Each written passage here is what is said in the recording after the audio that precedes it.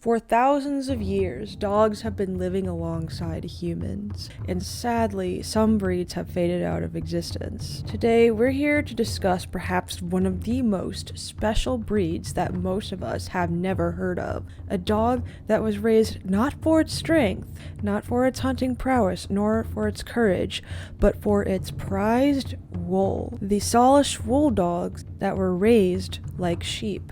Let's get right into it. So this dog breed was bred by the Coast Salish Indigenous group in modern-day Washington State, USA, and British Columbia, Canada.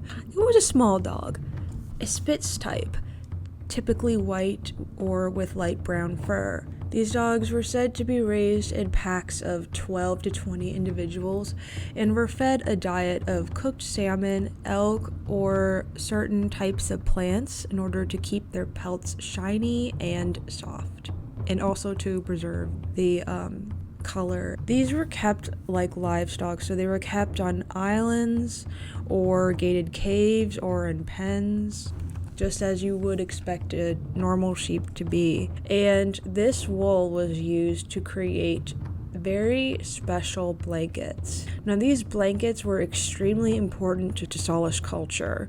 Women were in charge of the entire process, from raising the dogs, shearing them, and learning how to spin the wool, to weave the blankets. And the blankets were very sacred because they took so long to build. In fact, they represented the wealth of an individual and were also used as currency or to trade for other goods.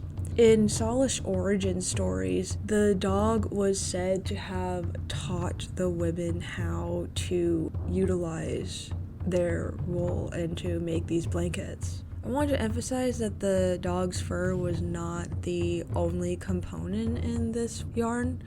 It was also mixed with mountain goat wool from goats that were either hunted for food or just shed, the fur that was shed during the springtime, as well as feathers and some types of plant fibers.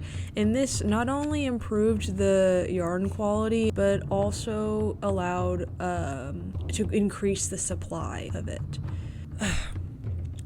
So, unfortunately, all good things must come to an end, right? So here's what happened. The dog breed declined in the 1800s due to the Hudson Bay's Company establishing itself in the area, and as such, sheep wool blankets started making their way into the area, and sheep's wool blankets were easier and quicker to produce, and the village dogs and the woolly dogs started mixing together. They weren't separated anymore. So the dogs intermixed, and it also diminished the quality of the wool because they weren't purebred anymore. And also, let's just be straight, okay? Let's just come right out and say it, alright? Because a lot of the sources I've looked at don't really say it outright, but we know how horrible Native Americans have been and still are treated to this day.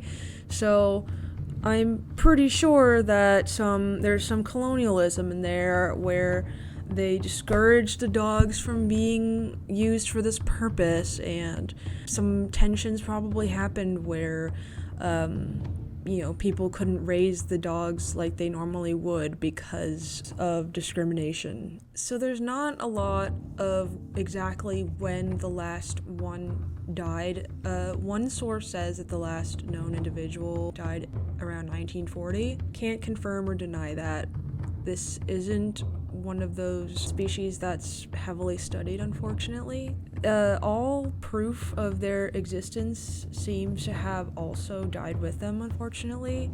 Only one known specimen exists as far as we know of, and it is a pelt that was unearthed from the National Museum of Natural History, and it was discovered in 2003, and it was given to George Gibbs way back in 1859, called mutton. Hi, I know the audio is probably really wonky from where I'm at, but I just wanted to make a quick update and say that I made a mistake. Mutton was actually George Gibbs's pet, his companion, and he kept the pelt of his pet after he died, so No, this wasn't just some random dog that was skinned and gifted to him. That was completely my bad, my mistake. Okay, carry on. These dogs have existed for thousands of years. Remains have been discovered in the area that are equal to or well over 5,000 years old. And it's just really sad to see that in a little over 100 years, nobody knows or remembers what these dogs were. And I think it's really disappointing, and I'm sad to say that the Salish bulldog is not the only domestic dog species that has died out during our time, and it's just really disappointing. So I hope you learned something new today. If you'd like to know more about extinct dog species, let me know, and we will work something out. So thank you for watching, as always, and I will see you in the next video.